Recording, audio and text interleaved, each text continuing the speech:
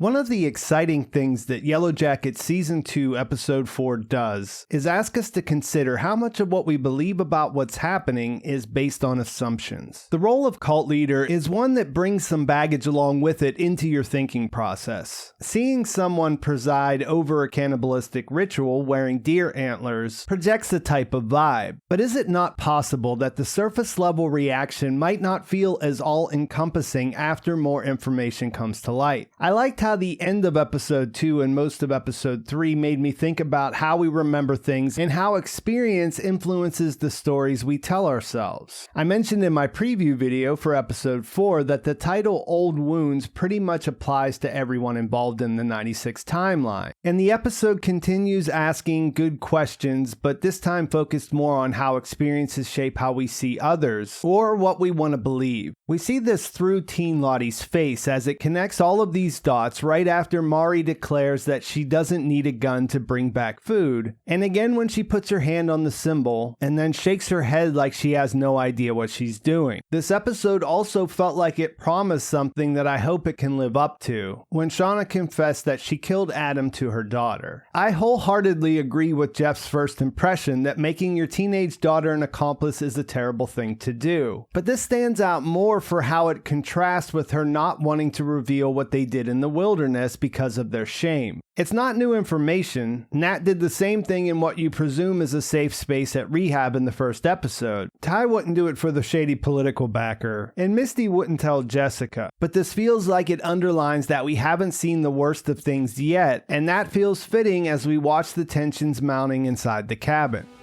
The last time it was, became something different. Can't happen again.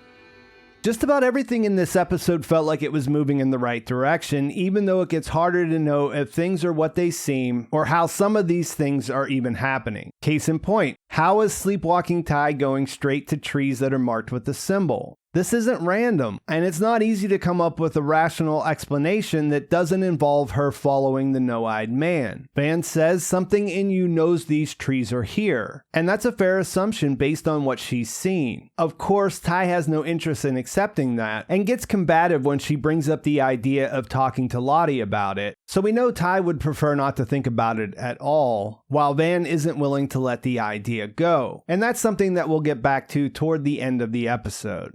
In the present day, we see Ty go to Jessica Roberts' apartment and get the file that she put together for her on the surviving Yellowjackets. It's a little confusing because we see both versions of Ty walking around, but as far as you can tell, the bad Ty is the one making things happen right up until she wakes up on the side of the road in her assistant's car. Apparently, the bad one was so focused on getting them to Oberlin, Ohio that she forgot to fuel up. It's shot in a disorienting way, but it looks like she just leaves the car there with the keys and folder inside. Luckily, after she walks for a while, she gets picked up by a truck driver who knew her because he voted for her. You might think she would want to leverage that to have him take her for a gas can and then back to the car, but instead she just bonds with him over his nudie pen and their shared appreciation for the naked female form. He gets her to her destination, dropping her off at a retro video store called While You Were Streaming. This seems like a direct callback to Van talking about the 90s movie While You Were Sleeping around the campfire, and that we saw Misty watching on VHS with Jessica Roberts in her basement hostage area.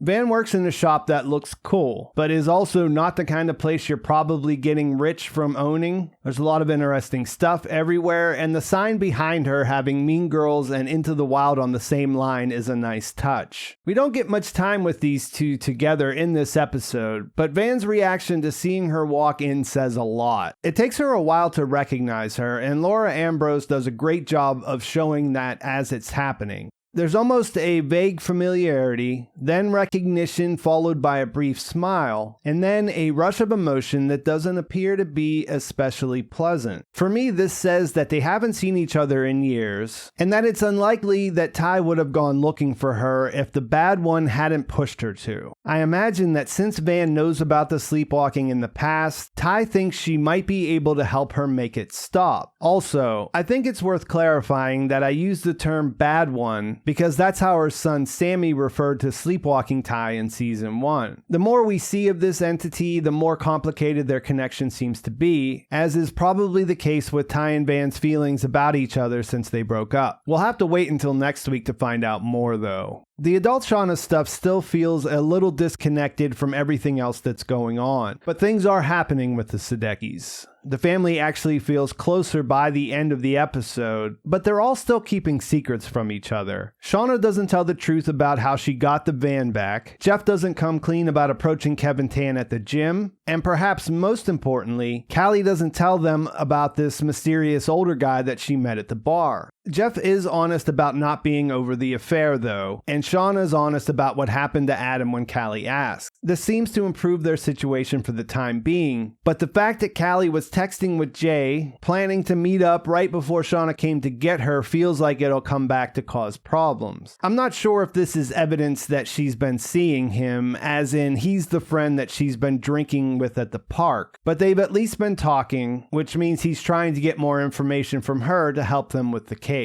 Beyond Shauna looping Callie in on their crimes, the thing that really hit me here was Shauna's reaction when Jeff brought up the fact that she was their only child. This exchange suggests that he has no idea about the wilderness pregnancy or what happened to their first baby, which is another thing that might come back up before all is said and done. There wasn't much teen Shauna in this episode, but she did reveal to the group that they had a bear meat thief. In the same way that everyone looks surprised about the pea bucket incident, no one cops to this, and Mari tries to pin it on Coach Ben. She says that he thinks he's better than them, which is a line that does a lot of work to show their shame about what happened and the growing defensiveness and suspicions that go along with that. Ben maintains that he didn't do it, and I tend to believe him. His health has improved, but that's likely linked to the Starling soup that's been around long enough that everyone's already getting tired of it. When Nat defends him, Mari shifts her focus to blaming her for the lack of fresh meat. Nat expresses some righteous outrage since she and Travis are the only ones that are even trying to provide food. Mari smugly gives Lottie the credit for all the meat that they've had for the past few months, and that kicks off a debate about whether she was really responsible for any of it. There's a lot of interesting stuff that comes up while they go back and forth, especially Van saying that no one that was there could say that the bear was a coincidence. Akillah points out that the birds appeared right after the blood dripped on the symbol that Lottie made. Ben rightly points out that that could be a coincidence, and we see that the lines are being drawn between the ideas of faith and reason. This is an inevitability that plays out through Nat's one-on-one hunting challenge. But the most surprising thing about the whole situation is Lottie's reaction. She looks much less convinced about her role than the girls who want to believe that she's responsible for their good fortune. And I use the word inevitable because as their connection to civilization deteriorates and the idea of a rescue slips into the background, it's natural that they'll try to fill the void that's left behind. They're desperate to survive in a situation where most of what they know is no longer helpful. They're looking for something to make it all make sense and make it all feel better. Laura Lee symbolized traditional faith in religion, and she's gone. Ben was an authority figure with answers who was sidelined through his injury, and now is becoming an outsider because he didn't partake in their original sin of eating Jackie. Natalie and Ty make good arguments for the rational interpretation of things, but they haven't had good results in helping or providing for the group.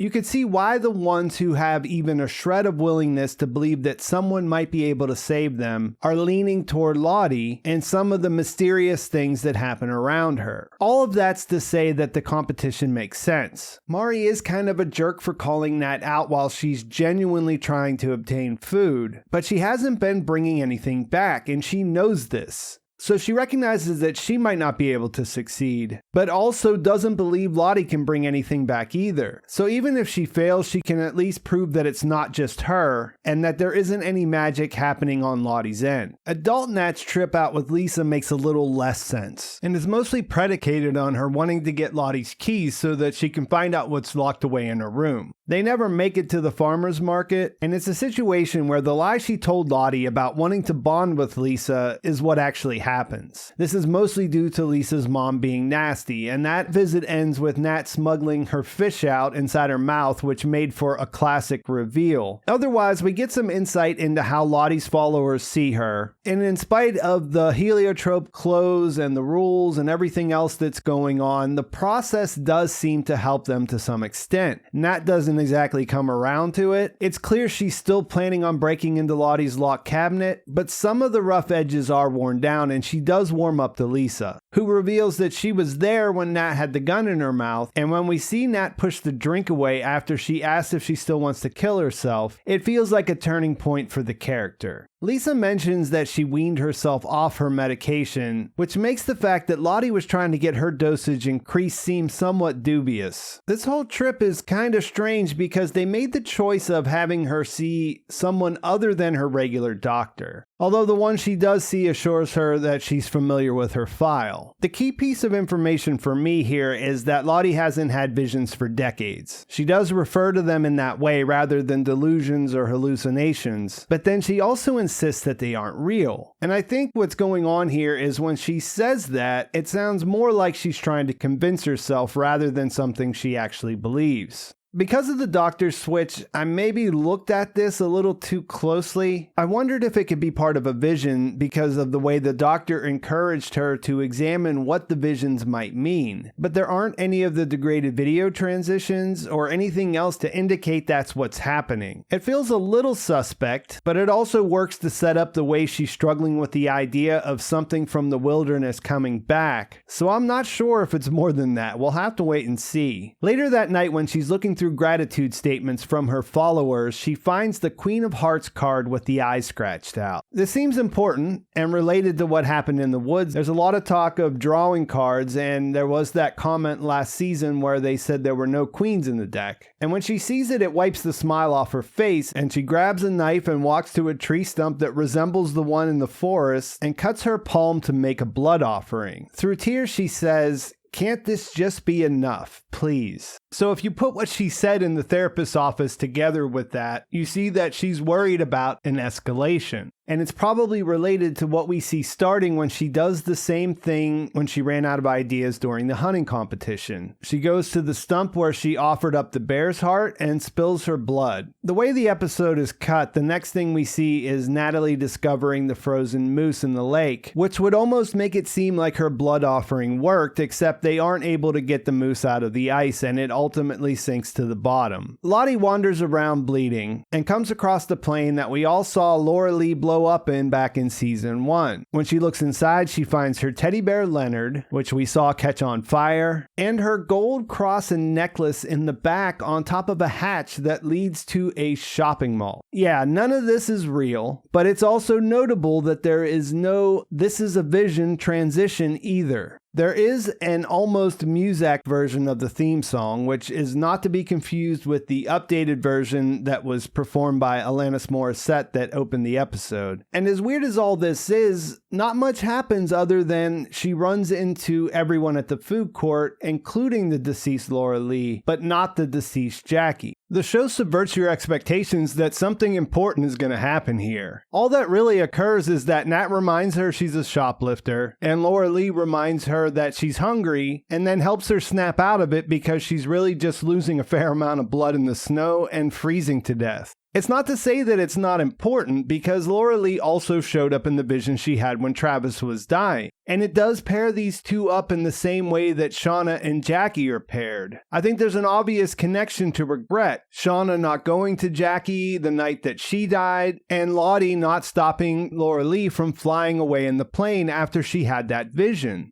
And in Lottie's case, that may lead to her feeling like she has to trust what she sees in her visions and follow through. But in this case, she doesn't really see anything actionable, except maybe the whole going underground part. And that she doesn't immediately discover something of use kind of reinforces what Nat was hoping would happen from this competition from her perspective. But since the conditions don't change, it won't dissuade the true believers, especially because of what happens at the end. As far as Nat and Lottie are concerned, it seems to have brought them closer together, and they share a nice moment and a good game after the others get Lottie back to safety. We know on some level this won't last based on how they interact 25 years later, but it also hints that if Natalie can soften up, there is something there that they can build on. There are a couple of other things that happen that we should probably keep track of, but didn't exactly fit in with anything else I was talking about. I mentioned that Ben isn't as close to death as he seemed at the end of the last episode. He has another vision of his boyfriend Paul that I can't say for sure is a memory or a what if I didn't board the plane fantasy. It feels like the latter because it looks like he's moving in, but either way, this is also about regret. He finds a photo album of some of Paul's exes and then admits that he doesn't have that kind of history. I guess this will be part of an ongoing series of these that we'll see week after week, and I'm hoping that it'll make more sense when we put them all together, because it's not surprising that Ben is feeling regretful about getting on the plane. It does show that he's in a similar headspace as he was last week, and with no new food coming in, that still makes him seem like a possible candidate for their next meal. He's also reading a book called The Magus, which is another word for sorcerer. I never read it, so I can't say much beyond the description that says the main character becomes embroiled in the psychological illusions of a master trickster, which becomes increasingly dark and serious. Trickster is a word that catches my attention, but I don't see any immediate parallels in what's happening in the story right at the moment. Mari is still hearing the dripping sound, and it's still a mystery. It appears that it's just her, and most of the theories I've seen about this haven't been that interesting. She gets Akillah to help her investigate the sound, and that leads to her finding a mouse in the pantry that she decides to keep secret. I'm sure both of these things are leading somewhere, but these two characters mainly are here to be on Lottie's side of the divide. Nat, Ty, Shauna, and Ben are pretty firmly on the other side, so there needs to be someone besides Van behind Lottie. Teen Misty showed that none of this is set in stone when she chose possibly eating moose over doing nothing, and how they make their choices and how things go back and forth will be interesting going forward. And while we're on the subject of Misty, I gotta say that this episode delivered everything I was hoping to see last week with Walter. This feels like the exact shot in the arm the present day timeline needs, and it was as simple as making Walter a multi-millionaire as a result of a traumatic head injury. Just about everything that transpires between these two is fun to watch in this episode, and it is quirky, but that also kind of distracts you from how limited Walter's time on this planet may be now that he's in Misty's orbit.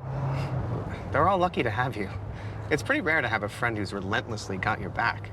This was the first crack in the shell. Obviously, the case full of show tunes set off some red flags, but when you follow it up with "your being a Yellowjacket is the least interesting thing about you," well, you've got Misty Quigley's attention. All of this still manages to feel somewhat suspicious, but it's kind of like how even though you know Misty is a killer, you're willing to let that go for the time being. These two are perfect together, and just a blast to watch. I'm not an expert on musicals, but can recognize that if this was a prop to deceive Misty, the amount of time that would be required to make that believable would also serve to make Walter as compelling of a character as you can imagine. Right now, every time these two open their mouths, I don't want it to stop.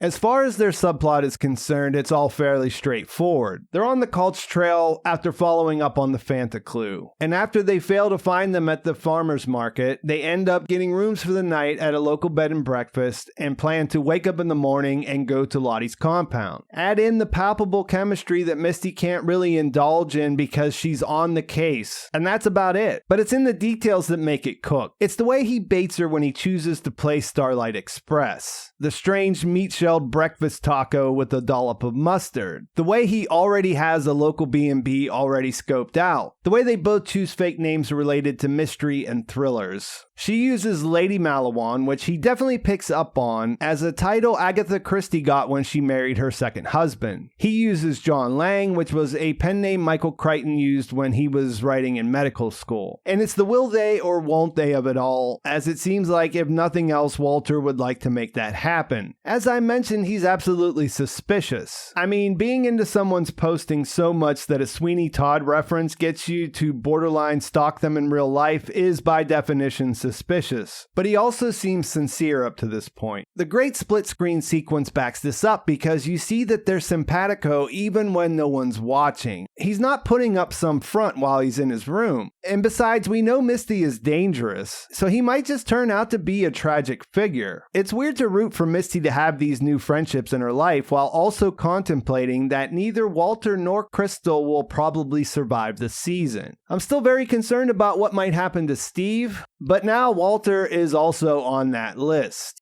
Back in the wilderness, Van has been keeping a map of all the trees that Sleepwalking Ty has taken her to. When she integrates the location of the trees with symbols with Ben's map, she's able to make the symbol by connecting the points, and that fails to impress Ty. Van doesn't understand how she's unable to see what's right in front of her, but is able to convince her that they'll be able to find another marked tree in the spot where the hook would be. They don't find one, but they do find another tree with melted snow at the base similar to the one Nat and Travis noticed at the end of episode 1. When Van's looking at that, Ty hears a sound, and when she pursues that, it turns out to be Javi. This isn't surprising to me. If you've been watching my videos, you know that I thought this was coming, but it is an absolute mystery because as I've mentioned, it shouldn't have been possible for him to survive this long without assistance. He's wearing the exact same clothes he had on at Doomcoming and just has a blanket wrapped around him, so the elements would have gotten to him by now. Travis is also wondering how he survived, but he doesn't answer. He looks like he's spooked, or possibly he's not able to comprehend what they're asking, or he isn't able to talk. It's a classic situation of bringing up more questions than it answers, and you're also left wondering how things will play out between Nat and Travis because of the look they share and the general sense of dread you know she has because of her plan with the bloody pants backfiring. Unsurprisingly, Mari attributes this to Lottie as far as saying she knew he was alive, and as is the new norm, Lottie looks unsure about how that makes her feel. This is more complicated than her followers think at this point because they obviously don't know about the blood offering because they would attribute his return to that if they did. Van adds that Ty was the one who knew where he was, and she pushes back a lot harder than Lottie. But because she was awake when this played out, it should be hard for her to completely discount something weird going on. That also makes the choice of cutting from this to the reunion with adult Van make sense because it adds to the mystery of why they haven't talked for so long. And that's where it leaves things, waiting to hear what Javi will say back in '96 and what Van will say in the present day.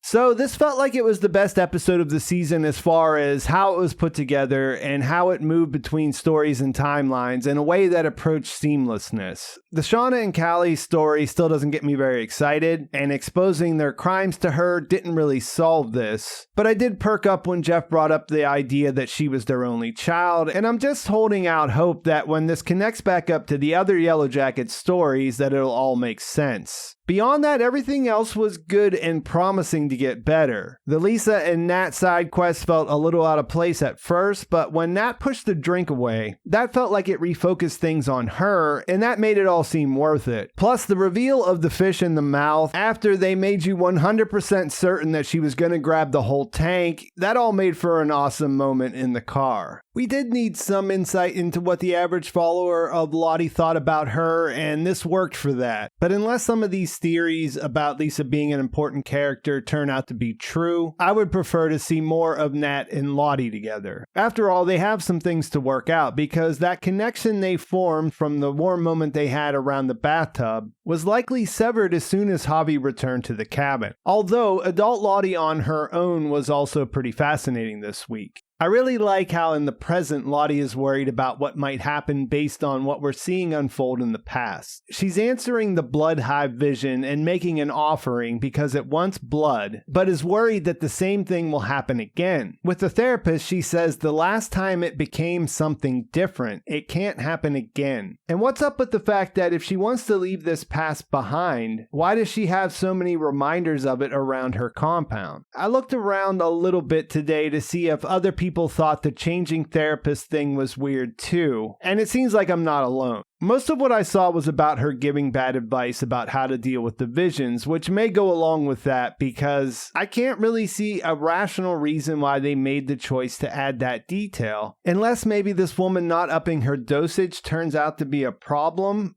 That's pretty thin though. This isn't a situation where we had an established character and they had to recast or something like that. It's a brand new character, so why make a point of her being a replacement? It could hint at something deeper going on, but at the same time it doesn't stand out that much, so I'm not really ready to go there yet. I'm curious to see how the mall vision will fit into what's happening in the wilderness. Javi did have to come from somewhere, and the melted snow around the trees is something that they'll have to explain. The first introduction with Nat and Travis was so inscrutable that you could only assume that it was going to be important, and now seeing another tree right before they find Javi confirms that. Melted snow makes you think of a heat source, and since they haven't seen anything on the surface after searching so much of the area around the cabin, you almost have to think about something underground, especially when Lottie is having visions with hatches. A lot of the theories have sounded somewhat far-fetched, but Javi was somewhere, and I'd say he almost had to have met up with someone else. I mean, they introduced the idea that someone was stealing bear meat in this episode, but I'm not sure that feels like it's enough to keep him going for that long. I guess the other route they could take would be that he did die and then was brought back after her blood sacrifice. But if underground bunkers and another group like Lost sounds like too much, then I don't know where bringing people back to life lands on that scale. Whatever it is, I just hope it's cool. And I do hope Walter might stick around. Based on what we've seen, he really is a good fit for Misty. We know that being accepted for who she is the thing that drives her as a character, and if we can take him at his word, it seems like he does that. I guess the problem might be that he knows her more than he lets on, and could even know about what happened with Adam or Jessica Roberts. I mean, the thing we know about this character is that he's rich enough that he doesn't have to work, he's got a lot of time on his hands, and he likes to snoop around in people's lives. And it did jump out to me as a mistake when she lied to him about knowing Adam's mother, so maybe being a Yellowjacket is the least interesting thing about her because he's really into the idea that she's a killer and wants to team up. We'll have to wait and see because I think that is a great place to leave things.